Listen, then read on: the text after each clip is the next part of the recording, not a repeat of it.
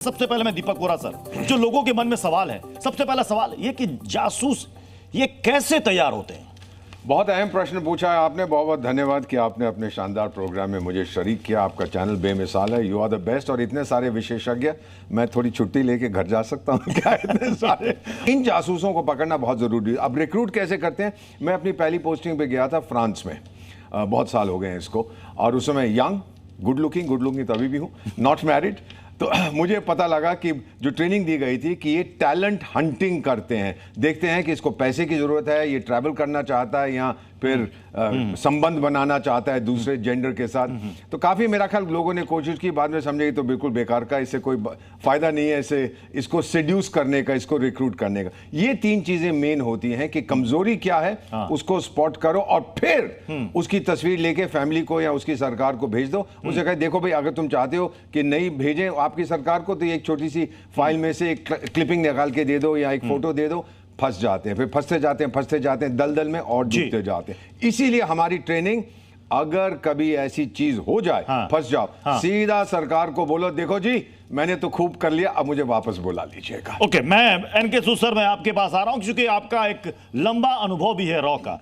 अब ये बताइए कि जो ये खुफिया एजेंसियां होती हैं जो दूसरे मुल्क की, उनके सॉफ्ट टारगेट पर किस उम्र के लोग रहते हैं कि लगता है कि हाँ ये हमारे लिए काम का है? देखिए, कोई उम्र का इसके अंदर बैरियर नहीं है, किसी चीज़ का बैरियर नहीं है।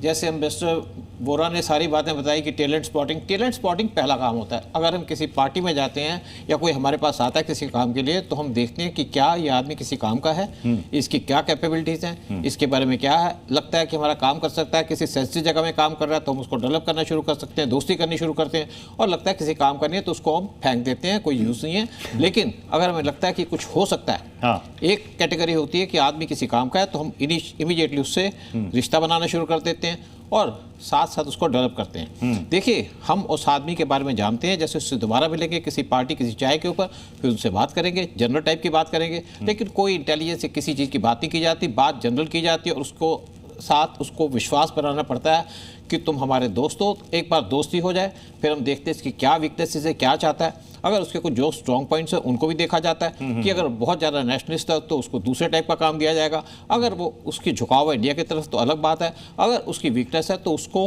हम एक्सप्लॉइट करते हैं। कोई ज़रूरी नहीं है कि जिससे सांठगांठ की जा रही है इस्तेमाल करने के लिए वो ट्रैप में फंसी जाए, हो सकता है सामने वाला चालाक हो। देखिए, ट्रैप में फंसाने की बात नहीं होती।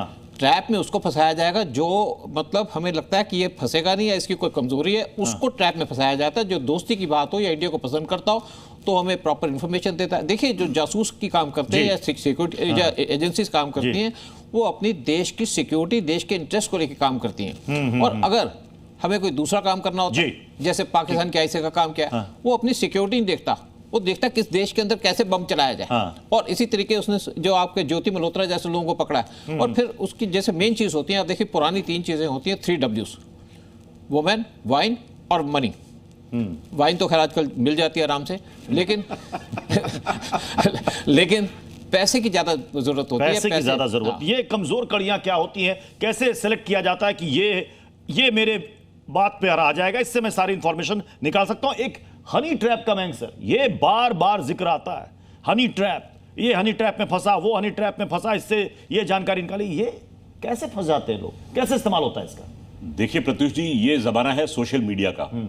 सोशल मीडिया में एक टर्म इस्तेमाल किया जाता है, उसको कहते हैं वैलिडेशन, सत्यापन। आजकल हम चाहते हैं कि हम जो कुछ पोस्ट करें सोशल मीडिया पे, उस पर अधिक से अधिक लाइक्स आए, अधिक से अधिक व्यूज आए। यहां से शुरुआत होती है इस सब चीज की, और धीरे धीरे करके वो आपसे अंतरंग बात पे भी उतर आएंगे। जब आपकी अंतरंग बात होगी तो आप कुछ ऐसी बात बोलेंगे या आप उसको ऐसा कोई चित्र भेजेंगे या उससे कुछ ऐसा चित्र रिसीव करेंगे। फिर वो व्यक्ति जो है वो आपको इस चित्र के जरिए ब्लैकमेल करेगा कि भाई मेरे पास में आपका ऐसा चित्र है या आपने ऐसी बात कही है, ये मैं आपके परिवार के सामने उजागर कर सकता हूं या कर सकती हूं। आप डर के मारे उसको कुछ ना कुछ सीक्रेट बताने की डर महसूस करेंगे। तो मेरा लोगों से यह आग्रह है कि पहले जब आपके पास में ऐसा कोई आग्रह आता है, कृपया शीशे में जाके अपनी शक्ल देखिए। क्या आप ऐसे सुंदर व्यक्ति से दोस्ती करने लायक हैं कि नहीं? मैं संजीव देशवाल सर, मैं आपके पास यही सवाल लेकर आ रहा हूं। अब आज के समय में अवेयरनेस हर किसी को है कि कोई मुझसे अगर कितनी नजदीकियां कर रहा है या कर रही है तो ये अचानक अनायास क्यों हो रहा है, तो वो तो खुद अवेयर है। फिर भी इसके बावजूद अगर वो हनी ट्रैप में फंस रहा है तो फिर कैसे? प्रत्युष जी, ये समझना पड़ेगा कि जो हनी ट्रैप है उसकी स्ट्रेटेजी काफी डेप्थ प्रोसेस है, ये इजी नहीं है। इसके लिए इंटेलिजेंस अपने टारगेट फिट करती हैं। टारगेट हमेशा दो तरीके के होते हैं। पहला टारगेट वो होता है कि आपको स्पेसिफिक इंफॉर्मेशन कहां से लेनी है, क्या आर्मी से लेनी है, पुलिस से लेनी है, बॉर्डर एरिया से लेनी है, और फिर आप उसी एरिया के किसी सब्जेक्ट को ढूंढते हैं, किसी टारगेट को फिट करते हैं और फिर उसकी वीक पर्सनैलिटी ढूंढते हैं। वीक पर्सनैलिटीज क्या होती हैं? वीक पर्सनैलिटीज होती हैं किसी को मनी ज्यादा चाहिए, कोई वुमनाइजर है, कोई लग्जरियस लाइफ जीना चाहता है, लेकिन उसको जो सैलरी मिल रही है, जो उसका बैकग्राउंड है, वो उसको उतना पुश नहीं कर रहा है, तो वो वीक पर्सनैलिटी हो जाती है।